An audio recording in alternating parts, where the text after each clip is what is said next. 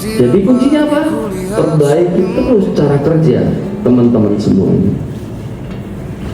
Mari kita ubah cara pandang kita, bukan lagi kenapa saya diberi tekanan sebesar ini, tapi menjadi mungkin karena saya dipercaya mampu melewati ini.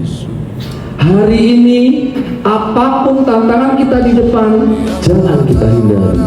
Hadapi dengan kepala dingin, jalani dengan hati yang kuat, dan tuntaskan dengan kerja yang luar biasa.